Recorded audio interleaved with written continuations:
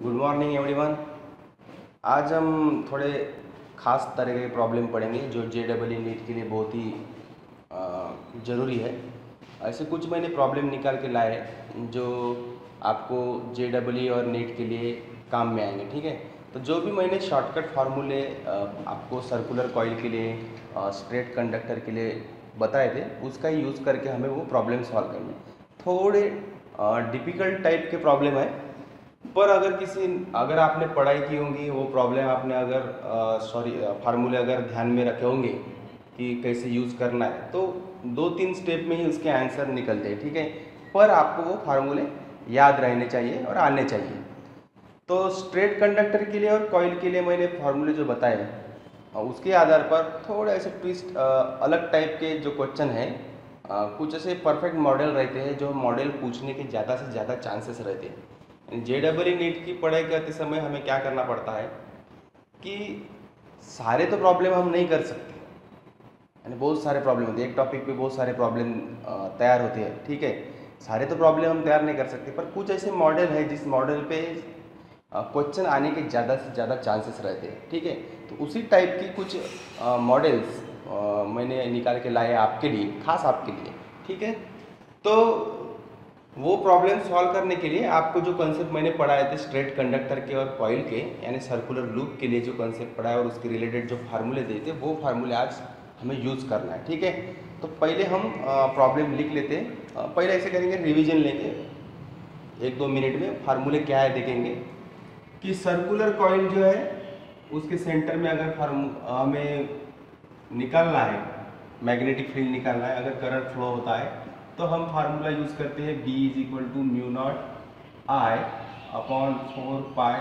अगर यहाँ पे अगर R है तो R into theta. Theta means centre में एंगल क्या बनाता है, सर्कुलर जो पार्ट है सेंटर में एंगल क्या बनाता है वो। ठीक है, थीटा।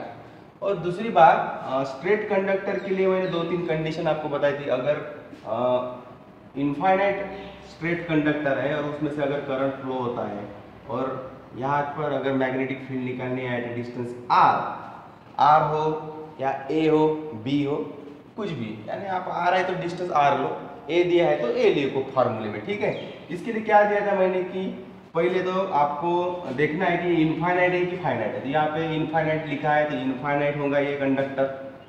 तो ऐसे 2 लाइन ड्रॉ करो। तो मैंने बताया कि ये 2 एंगल इनफाइनाइट कंडीशन के लिए क्या रहेंगे, 90 डिग्री रहेंगे। तो इसके लिए फार्मूला मैंने बताया था आपको, μ0 I upon 4 pi R sine φ1 plus sine φ2। और इस कंडीशन के लिए पाई बाय टू तो ये 2 हो जाएगा। तो डायरेक्ट आप फार्मूला ये भी याद रख सकते हैं इनफाइनाइट के लिए, 2I upon 4 pi R, 2I upon 4 pi R, μ0 2I upon 4 pi R। अगर किसी वन एंड में अगर निकालना है,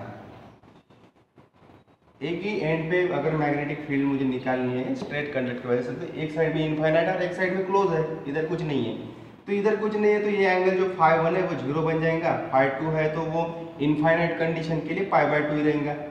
तो ये इसी फार्मूले में अगर मैं इसके इसलिए निकालूंगा तो क्या होगा, B = μ0 I, क्योंकि ये साइन 0 0 साइन पाई/2 1, तो 1 होगा ये, तो क्या होगा μ0 I upon 4 pi R, μ0 I upon 4 pi R, यानी इसका हाफ। ठीक है, देखो ये 2 नहीं है, यहाँ पे 2 है तो यहाँ पे 2 नहीं है, मीन इसका हाफ ये होगा। ठीक है, तो ऐसे कंडीशन पे हमें प्रॉब्लम सॉल्व करने हैं। ठीक है, तो प्रॉब्लम पहले लिख लेते हम। फर्स्ट प्रॉब्लम है an element del L is vector quantity दी है आपको, del X I cap means I cap हो, J कैप हो, K cap, it is unit vector which show the direction of any physical quantity. ठीक है, अगर किसी फिजिकल क्वांटिटी के सामने I लिखा है मीन्स वेक्टर क्वांटिटी है, I है तो I यूनिट वेक्टर है, जो डायरेक्शन बताता है कि चलो I यूनिट वेक्टर है तो ये अलॉन्ग द X एक्सिस है, इसका मोशन किस अलॉन्ग है, X एक्सिस की तरफ है। अगर यहाँ पे J होता तो अलॉन्ग द Y एक्सिस, अगर यहाँ पे Z रहा तो अलॉन्ग द जेड एक्सिस, ठीक है, के रहा तो के कैप रहा तो अलॉन्ग द जेड एक्सिस, ठीक है। Is placed at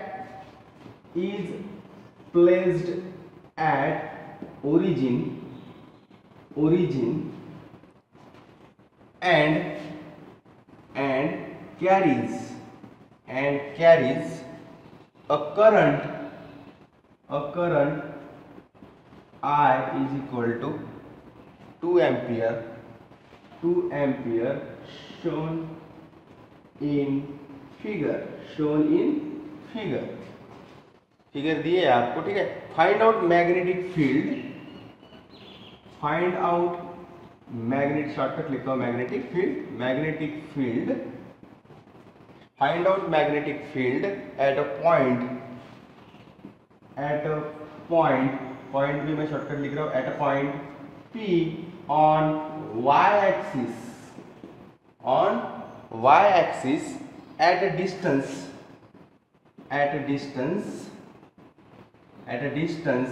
1 meter due to element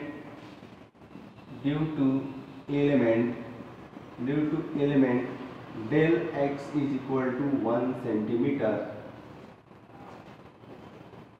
Also find direction भी मैं शॉर्टकट लिख रहा हूँ, ये डायरेक्शन ऑफ मैग्नेटिक फील्ड।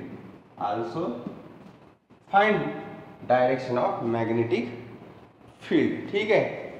तो प्रॉब्लम को पढ़ के आपको डायग्राम दी है ऐसी, देखो ऐसी डायग्राम दी है, ये y एक्सिस है, ये x एक्सिस है, ये z एक्सिस है, ठीक है। y axis, x axis, z axis. और देखो यहाँ पे क्या बोला कि element del l is equal to del x i cap is place at origin कौन सा है, ये ओरिजिन है। और del l is equal to del x i cap is place at origin, और ये देखो आई कैप है यहाँ पे, मीन्स अपना जो डेल एल है अलोंग द एक्स एक्सिस है एट ओरिजिन, मीन्स ऐसे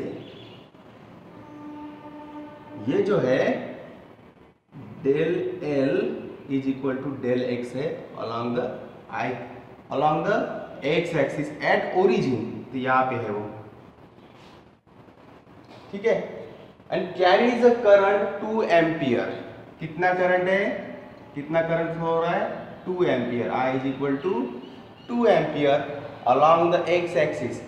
अपना जो डीएल है, जो लेंथ एलिमेंट है, करंट एलिमेंट है, जो है अलोंग द एक्स एक्सिस है, एट द ओरिजिन है। और find out magnetic field at a point P on y axis at a distance 1 metre. ये y एक्सिस है, सपोज अपना पॉइंट P है y एक्सिस पे, कितने मीटर पे है, 1 मीटर पे है। कितने मीटर पे है, 1 मीटर पे है, due to element del x, और डेल x की वैल्यू दी है 1 सेंटीमीटर। ये जो 1 सेंटीमीटर अपना डेल x है, जिसमें से 2 एम्पियर करंट फ्लो हो रहा है, उस करंट से प्रोड्यूस होने वाली जो मैग्नेटिक फील्ड है एट पॉइंट P निकालनी है। तो फर्स्ट ऑफ ऑल आपको क्या करना है, फार्मूला यूज करना है। कौन सा फार्मूला, अगर ऐसे x y z बेसिस पर ऐसे वेक्टर फॉर्म में अगर आपको प्रॉब्लम सॉल्व करना है, तो आपको बायो-सेवर्ट्स लॉ यूज करना है, क्योंकि बायो-सेवर्ट्स लॉ ऐसा है कि जो मैग्नीट्यूड भी निकालता है मैग्नेटिक फील्ड का, और डायरेक्शन भी बताता है, ठीक है। तो बायो-सेवर्ट्स लॉ जो है सबको पता है, mu naught upon 4 pi i dl cross r cap upon are square. Sine theta नहीं, अभी आर कैप यूज करना है, क्योंकि हमें वेक्टर फॉर्म का फार्मूला चाहिए, क्योंकि यहाँ पे हमें सब जो है क्वांटिटीज कैसे दिए, कोऑर्डिनेशन फॉर्म में दिए, ठीक है। तो del L is equal to del x i cap यानी वेक्टर फॉर्म में दिया है सब। तो हमें यहाँ पे लिखा भी है, also find the direction of magnetic field. वैसे तो डायरेक्शन ऑफ मैग्नेटिक फील्ड हम right hand thumb rule use करके भी निकाल सकते। देखो करंट इस साइड में फ्लो हो रहा है, तो डेफिनेटली जो डायरेक्शन है इसकी इसकी आपकी तरफ है, इस पॉइंट में मैग्नेटिक फील्ड की डायरेक्शन देखो आपके तरफ है, ये ऐसे घूम के आएंगी, वो बोर्ड इधर से बोर्ड में जाएंगी, ऐसे बोर्ड में जाके उधर से इस पॉइंट से आपके तरफ आएंगी, मीन्स देखो ये आपके तरफ है। तो ये अगर आपके तरफ है, इसकी डायरेक्शन देखो आपके तरफ है, इस डायरेक्शन में कौन सा एक्सिस है? जेड एक्सिस है। कौन सा एक्सिस है? जेड एक्सिस है। ठीक है, मीन्स डेफिनेटली कि मैग्नेटिक फील्ड की direction along the Z axis है। ये एक्स एक्सिस है, ये वाई है, तो ये जेड एक्सिस है। ये कौन सा एक्सिस है? जेड। पर देखते हैं प्रॉब्लम सॉल्व करके पता चल जाएगा आपको कि कौन से डायरेक्शन में मैग्नेटिक फील्ड की। अब देखो म्यू नॉट अपॉन 4 पाई तो अपने पास रहती है वैल्यू 10⁻⁻7। आई तो दिया है, डीएल भी दिया है, डीएल एक्स, तो ये पुट करो B magnetic field is equal to mu naught upon 4 pi is 10⁻⁻7। Current भी दिया है इनटू 2 एम्पियर, दिया है 2 एम्पियर, इनटू डेल एल यानी del x i cap cross r. अब देखो आर कैप नहीं लिख सकते आप, आर कैप है ये, तो आर कैप अपना जो डिस्टेंस है, ये क्या है? डिस्टेंस है, जो वेक्टर क्वांटिटी है, इसकी डायरेक्शन देखो अलोंग द वाई एक्सिस है, अलोंग द वाई एक्सिस है। और क्या लिखते हैं उसके लिए? जे कैप लिखते हैं। क्या लिखते हैं? J cap. Unit vector means it is a J cap. R cap means it is a J cap. Means इस प्रॉब्लम, पर्टिकुलर प्रॉब्लम में R cap is equal to क्या है? जे कैप है, क्योंकि जो डिस्टेंस है which is along the Y axis है, along the Y axis है, अपॉन आर स्क्वायर। आर की वैल्यू कितनी है? डिस्टेंस कितना है अपना? 1 मीटर, 1 स्क्वायर कितना है? 1 स्क्वायर। अब देखो सॉल्व करो, आई क्रॉस जे आपने पढ़ा होगा, वेक्टर स्केलर एंड वेक्टर आपने चैप्टर पढ़ा होगा कि आई क्रॉस जे क्या होता है? के क्या होता है? I cross J is equal to क्या होता है? के कैप होता है, आपने पढ़ा होगा। जे क्रॉस के कैप क्या होता है? आई कैप होता है, बराबर है, पढ़ा होगा ना आपने। तो आई क्रॉस इस पर्टिकुलर प्रॉब्लम में आर कैप क्या है? जे कैप है। तो आई क्रॉस जे, आई क्रॉस जे जो होता है वो होता है के कैप। आप वेक्टर और स्केलर वेक्टर में पढ़ा होगा आपने। तो आई क्रॉस जे 10⁻⁻7 इंटू 2 इंटू डेल एक्स की वैल्यू दी है 1 सेंटीमीटर, तो 1 सेंटीमीटर यानी उसको मीटर में कन्वर्ट करना पड़ेगा आपको, तो इसको होगा 0.01, so 0.01 into I cross J, it is a K cap which shows the direction of magnetic field. तो K cap means it is along the Z axis. पहले बताया मैंने कि आप right hand thumb rule use करके भी magnetic field की direction इस पॉइंट पे क्या है बता सकते हो। देखो ये अलोंग द जेड है, ये वाई है, ये एक्स है, और ये अलोंग द जेड एक्सिस है मैग्नेटिक फील्ड। इस पॉइंट को टच ऐसे कर रही है, outward direction means Z direction में है। देखो जेड इस एक्सिस में है, तो डेफिनेटली सॉल्व करने के बाद के कैप तो आ गया अपॉन 1 स्क्वायर, 1 स्क्वायर यानी 1 ही होगा, 2 इंटू 0.002 होगा, 10⁻⁻7 इंटू 0.02 के कैप। अब देखो एक 2 पॉइंट मैंने बढ़ा दिया, तो ये क्या होगा? Magnetic field is equal to 2 into 10⁻⁹ के cap. It is a magnitude, it is a direction. Easy है प्रॉब्लम। आपको सिर्फ क्या है, इसको समझ के यहाँ पे उसको क्या करना है? ड्रॉ करना है। डायग्राम तो दी है पर आपको समझना है इसको, इसके हिसाब से प्रॉब्लम सॉल्व करना है। ठीक है, डायरेक्शन भी पता चल गई। आर जो है, आर क्या? It is a direction of, it is a direction of distance. जिस डिस्टेंस में हमें क्या निकालना है?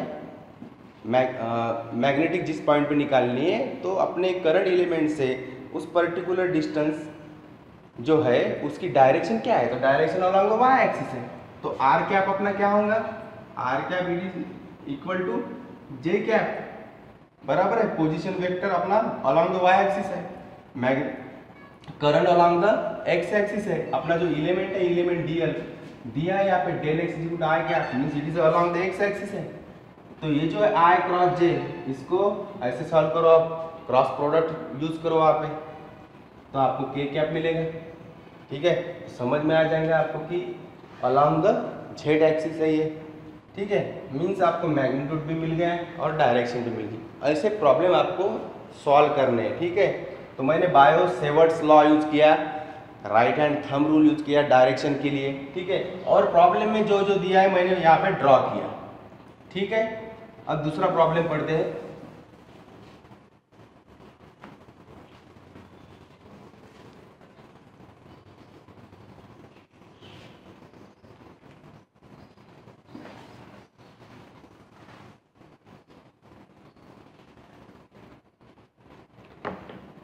इलेक्ट्रिक करंट, ये तो इजी प्रॉब्लम है।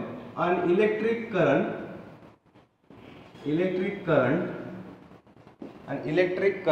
is flowing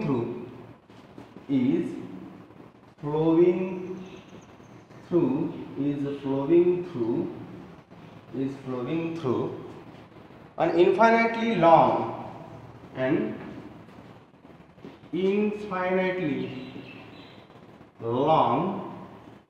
infinitely long conductor bent into a loop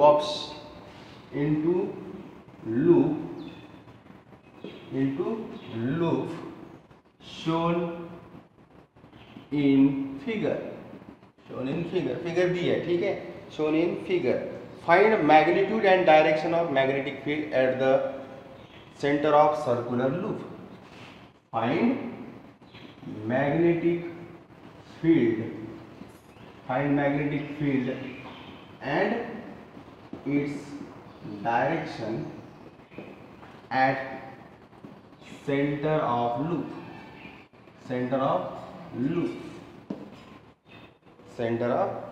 अब डायग्राम दी है आपको। डायग्राम देखो थोड़ी अलग टाइप की है।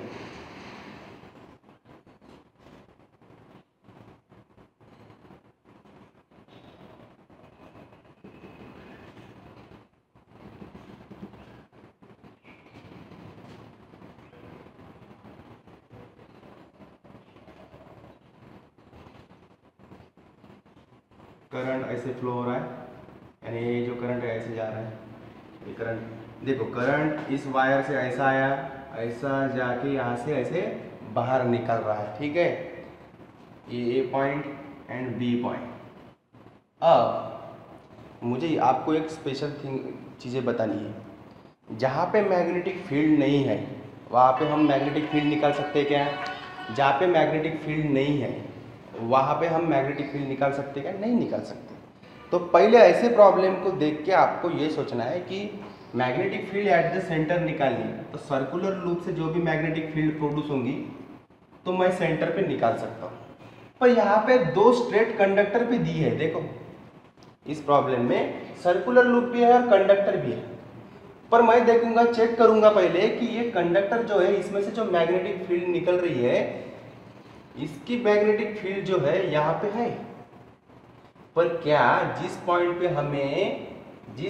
हमें मैग्नेटिक फील्ड निकालने के लिए कहा गया है इसकी मैग्नेटिक फील्ड जो भी इसके कारण जो भी इस कंडक्टर के कारण जो भी मैग्नेटिक फील्ड प्रोड्यूस होंगी क्या है सेंटर में उस टच होती है? टच होनी चाहिए ना। अगर एक सर्कल है यहाँ पे, आपको बोला मैग्नेटिक फील्ड यहाँ पे निकालो, अरे दो स्ट्रेट कंडक्टर यहाँ पे है तो उसकी मैग्नेटिक फील्ड तो यहाँ पे होंगी ना, उस पॉइंट पे टच होंगी क्या? जिस कंडक्टर की मैग्नेटिक फील्ड उस पॉइंट पे टच होंगी, लिंक होंगी, उसी कंडक्टर की मैग्नेटिक फील्ड हम निकाल सकते हैं उस पर्टिकुलर पॉइंट पे। ठीक है, तो पहले आपको चेक करना है कि देखो सर्कुलर कॉइल दिया है तो सर्कुलर कॉइल की मैग्नेटिक फील्ड यहाँ पे आती है क्या? हाँ आती है। इससे जो भी मैग्नेटिक फील्ड प्रोड्यूस होंगी, इस करंट से जो भी मैग्नेटिक फील्ड प्रोड्यूस होंगी एट द सेंटर हम निकाल सकते हैं। बराबर है, क्योंकि हर एक की मैग्नेटिक फील्ड यहाँ पे टच होती है। अब यहाँ इसकी होती है, इसकी तो मैग्नेटिक फील्ड यहाँ पे, पर इसका जो एक एंड है, देखो इसका जो एक एंड है, एक एंड की मैग्नेटिक फील्ड यहाँ पे टच होती थी। आपको कौन सा फार्मूला यूज करना पड़ेगा?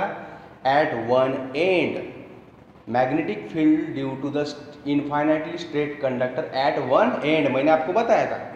तो एक साइड में इनफाइनाइट है, एक साइड में इनफाइनाइट है, एक साइड में एंड है। वैसे ये एक साइड में इनफाइनाइट है, एक साइड में, इसके लिए भी एट वन एंड निकालना पड़ेगा, पर इसका at the end formula use करना पड़ेगा, इसका भी एट एंड फार्मूला यूज करना पड़ेगा। और ये सर्कुलर कॉइल, यानी इसकी भी magnetic field at the end यहाँ पे टच होती है, इसकी भी magnetic field at the end यहाँ पे टच होती है, इसकी भी मैग्नेटिक फील्ड इस पॉइंट पे टच होती है। मींस 3 मैग्नेटिक फील्ड निकालनी पड़ेगी और उसको ऐड करना है कि सबट्रैक्ट करना है, ये डायरेक्शन डिपेंड करेंगी।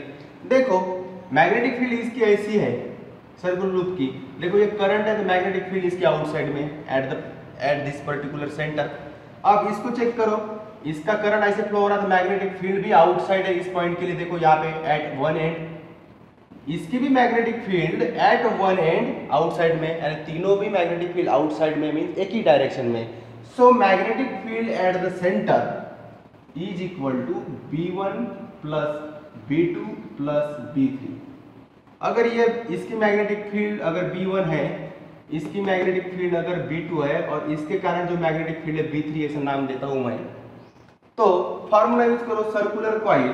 पहले ये B1 यानी straight conductor at one end, मैंने फार्मूला बताया था B is equal to mu naught I upon 4 pi, R है यहाँ पे तो R लिखो, साइन φ1 प्लस साइन φ2। अगर एक साइड इनफाइनाइट और एक साइड एंड है, एंड में निकालना है, तो एंडिंग में मैंने बोला कि φ2 जीरो, कोई भी एक एंगल जीरो रहेगा और इनफाइनाइट साइड का एंगल जो है वो कैसे रहेगा, π/2 लेना है। तो कोई भी एक π/2 लो, इसको अगर π/2 लेता तो sine π/2 1, sine φ1 0। Means at one end straight conductor, magnetic field due to the straight conductor, infinitely straight conductor, infinitely long straight conductor at one end, formula क्या आता है, mu naught I upon 4 pi R। वैसे ही अगर ये B1 है, अगर ये B2 भी वैसे ही होगा, mu naught I upon 4 pi R। और B3 क्या होगा, B3 के लिए फार्मूला है सर्कुलर कॉइल के लिए मैंने mu naught I upon 4 pi R into theta दिया। थीटा क्या है यहाँ पे, थीटा कौन सा बनेगा, 2 पाई, क्योंकि एट द सेंटर एंगल कितना है 2 पाई। इस B3 is equal to mu naught I upon 4 pi R into 2 pi. इसको अगर ऐड करता हूं तो मुझे क्या मिलेगा, देखो ये क्वांटिटी और ये क्वांटिटी कॉमन है, बराबर है, कॉमन है कि नहीं। फिर भी हम ऐड करेंगे, पहले mu naught I upon 4 pi R plus, और प्लस क्यों किया कि तीनों मैग्नेटिक फील्ड की डायरेक्शन एक ही डायरेक्शन में, ठीक है। Mu naught I upon 4 pi R plus mu naught I upon 4 pi R into 2 pi. First step आपको चेक करना है कि इसकी मैग्नेटिक फील्ड यहाँ पे टच होती है क्या, नहीं होती है तो इसको मत निकालो, देखो पहले टच होती है क्या। तो इसका एक एंड जो है यहाँ पे आया है, तो इसकी मैग्नेटिक फील्ड, एक एंड की मैग्नेटिक फील्ड यहाँ पे टच होती है, इसलिए हमने एट वन एंड का फार्मूला यूज किया। इसके भी एक वन, अगर यहाँ पे गैप होता है, थोड़ा मैं बता रहा हूं, अगर ऐसा ही रहा तो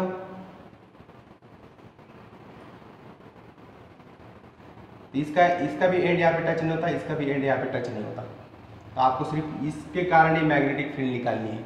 प्रॉब्लम में कैसे भी ट्विस्ट किया जा सकता है, उसके हिसाब से आपको प्रॉब्लम सॉल्व करना है, ठीक है। तो इसमें टच हो रहा है तो टच रहने दो, ठीक है। तो अब देखो ये म्यू नॉट I है, ये म्यू नॉट I है, mu naught I 4 pi R, देखो ये सेम है, दोनों भी सेम है, भाई भाई लग रहे, तो म्यू नॉट 2 हो जाएंगे, 2 बराबर ना। अगर मैंने ये क्वांटिटी कॉमन निकाली, ये सब क्वांटिटी कॉमन निकाला, देखो mu naught I upon 4 pi R यहाँ पे भी है, यहाँ पे भी, यहाँ पे भी है, तो मैं इसको कॉमन निकालता हूँ, mu naught I upon 4 pi R। यहाँ पे क्या रहेगा बाकी 1, यहाँ पे क्या बाकी रहेगा 1, यहाँ पे क्या बाकी रहेगा 2 पाई। सो देखो एक ही स्टेप में आ जाता था, पर आपको समझाने के लिए मैं स्टेप बढ़ा रहा हूँ, नहीं तो यहाँ पे खत्म हो जाता है प्रॉब्लम। 1 + 1 2 प्लस 2 पाई, तो 2 + 2 पाई, देखो 2 + 2 पाई, 2 भी कॉमन निकाल सकता मैं, तो यहाँ पे 2 आए अगर लिखता हूँ तो यहाँ पे क्या होगा पाई + 1। This is the final answer, mu naught 2I upon 4 pi R पाई + 1, ये आंसर है। ठीक है। अगर ये फाइनल चारों भी ऑप्शन में ये अगर आंसर नहीं दिया है, ये आंसर नहीं दिया है, शायद अगर सपोज यहाँ पे 2 दिया है, डेफिनेटली ये 2 से इन्होंने डिवाइड कर दिया है। पर प्रॉब्लम में ऑप्शन में देखो कि mu naught i upon 2 pi r के फॉर्म में है क्या, 2 है क्या, या 4 लिख के 2 यहाँ पे लिखा है। ऑप्शन देखो, क्योंकि हम 2 से इसको 4 को डिवाइड कर सकते हैं, ठीक है। पर प्रॉब्लम में अगर डिवाइड नहीं किया है, वैसे ही ऑप्शन में दे दिया है आंसर, तो ये रखो। पर अगर ये नहीं है, ऐसे अगर ऑप्शन में दिया है, तो फिर आपको एक स्टेप बढ़ानी पड़ेगी, ठीक है। तो ज़्यादा मैक्सिमम क्या होता है, आपको कंफ्यूज करने के लिए ऐसे भी रखते हैं आंसर, ठीक है। ये समझ में आया ना आपको। फर्स्ट स्टेप, किस किस पार्ट से मैग्नेटिक फील्ड जहाँ निकालनी है वहाँ मैग्नेटिक फील्ड उसकी पहुँच रही है कि नहीं पहुँच रही है, तो फिर डेफिनेटली उसकी डायरेक्शन डिसाइड करो। अगर सेम डायरेक्शन में सबकी मैग्नेटिक फील्ड, इसके कारण जो मैग्नेटिक फील्ड प्रोड्यूस हो रही है इसके कारण और इस सर्कुलर लूप के कारण सेम डायरेक्शन में है, तो ऐड करो। अगर सेम डायरेक्शन में नहीं है तो सबट्रैक्ट करो, ठीक है। समझ में आया, ठीक है। अब एक दूसरा प्रॉब्लम लेते हैं, last problem.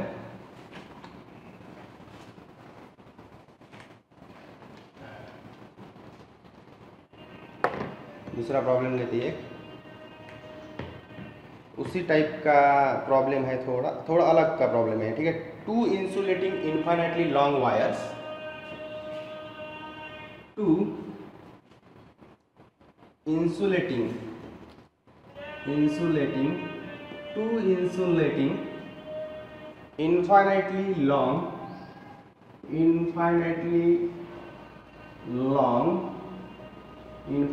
long wires are lying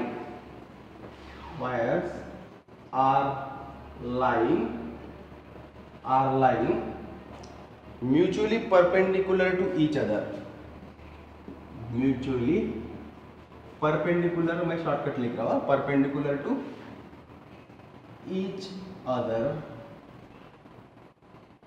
as shown in figure, as shown in figure. Find magnetic field at a point P where A is greater than B. अब देखो, 2 mutually perpendicular infinitely long conductor है। Suppose ये एक conductor है, infinitely long है, और एक ऐसा है, दोनों भी एक दूसरे को क्या है, परपेंडिकुलर है। देखो, एक इनफाइनाइटली लॉन्ग और ये भी एक इनफाइनाइटली लॉन्ग, इधर इनफाइनाइट, इधर इनफाइनाइट, इधर इनफाइनाइट, इधर इनफाइनाइट, परपेंडिकुलर है एक दूसरे को। और आपको डायग्राम में बताया कि यहाँ पे इस पॉइंट पे ए बी आपको निकालना है मैग्नेटिक फील्ड। तो जो A is greater than B, A B ऐसा दिया है, तो सपोज ये ए है, मैं बोल रहा हूँ कि ये और ये बी है। इस कंडक्टर, ये जो कंडक्टर है अपना इनफाइनाइटली लॉन्ग कंडक्टर जो है वर्टिकल, इस कंडक्टर से इस पॉइंट का डिस्टेंस कितना है, ए है, और इस कंडक्टर, ये जो इनफाइनाइट कंडक्टर है, इससे इसका डिस्टेंस कितना है, बी है। तो स्ट्रेट कंडक्टर है और long, infinitely long straight conductor है, उसके लिए आपको फार्मूला पता है क्या है, तो ठीक है। तो पहले क्या करना है कि इसकी मैग्नेटिक इस कंडक्टर से जो करंट फ्लो हो रहा है इस डायरेक्शन में, और इस कंडक्टर से ऐसे हो रहा है, तो आपको क्या करना है, पहले मैग्नेटिक फील्ड यहाँ पे निकालने ड्यू टू दिस कंडक्टर और ड्यू टू दिस कंडक्टर, दोनों कंडक्टर से जो भी मैग्नेटिक फील्ड है इस पॉइंट पे निकालनी है। पर जो भी मैग्नेटिक फील्ड वहाँ पॉइंट पी पे निकालनी है, वो ऐड करना है कि सबट्रैक्ट करना है, बराबर ना। टोटल मैग्नेटिक फील्ड निकालनी है, तो पहले डायरेक्शन जरूरी है, डायरेक्शन से पता चलेगा आपको कि ऐड करना है या सबट्रैक्ट करना है। तो देखो भाई, मैं right hand thumb rule use कर रहा हूँ, ये मैग्नेटिक फील्ड है, इसकी डायरेक्शन इनवर्ड है, इस कंडक्टर से डायरेक्शन क्या है, इनवर्ड है, और इससे क्या है, आउटवर्ड है, means it is a opposite direction, बराबर है। मीन्स मुझे कोई तो भी एक मैग्नेटिक फील्ड दूसरे मैग्नेटिक फील्ड से सब्ट्रैक्ट करनी है, बराबर है। इसके कारण आउटवर्ड है, इसके कारण इनवर्ड है, पर किसमें से कौन माइनस करना है तो मैंने ये भी बताया आपको, जो स्ट्रांग है उसमें से वीक वाला माइनस कर दो। तो स्ट्रांग कौन है?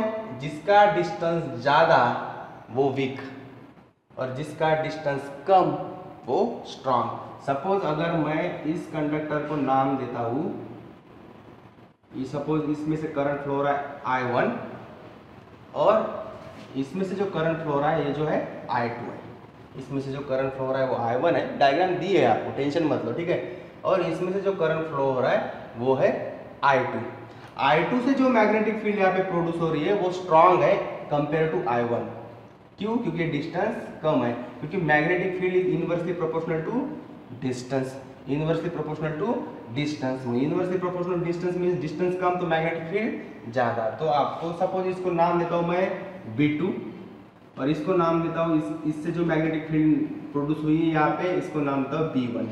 सो आपको क्या करना पड़ेगा? B2 minus B1। तो स्ट्रेट कंडक्टर का फार्मूला सबको पता है, क्या है? Mu not, infinitely straight conductor है, एट वन एंड नहीं है। अब कैसा है? ये कंडक्टर है और यहाँ पे निकालना है, ऐसे है। एट वन एंड है क्या? प्रॉब्लम नहीं है, एट वन एंड नहीं है, यहाँ पे भी इनफाइनाइट है, इधर भी इनफाइनाइट है, ठीक है। तो वन एंड का प्रॉब्लम नहीं है, ये सेंटर का प्रॉब्लम है। Straight conductor mu naught i, तो 2 आई आता है, बराबर है, upon 4 pi magnetic field due to I2 current, distance कितना है B, minus mu naught 2I upon 4 pi A। यहाँ पे कौन है? B2, यानी यहाँ पे I2 है, I2 है, यहाँ पे I1 है। समझ में आ रहा है? मैंने पहले B2 निकाला, B2 I2 किसे प्रोड्यूस हो रहा है, I2 से प्रोड्यूस हुआ। तो straight infinitely long straight conductor के लिए जो फार्मूला यूज होता है वही मैंने यूज किया, ठीक है। कौन सा? Mu naught I upon 4 pi R sine φ1 plus sine φ2। तो इनफाइनाइट के लिए φ1 φ2 पाई बाई 2 होता है, 90 डिग्री होता है। साइन 90 डिग्री क्या होता है? 1।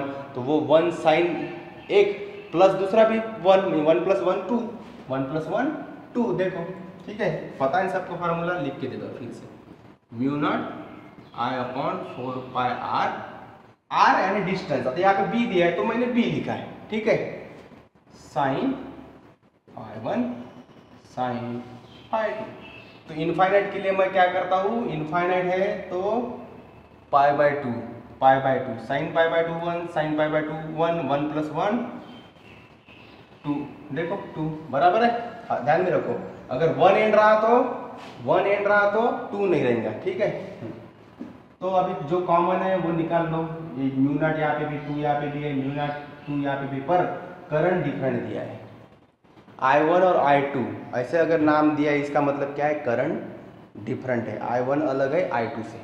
अगर I रहा था, यहाँ से भी I करंट फ्लो हो रहा है और यहाँ से भी I करंट फ्लो हो रहा है, तो मैं कॉमन निकालता।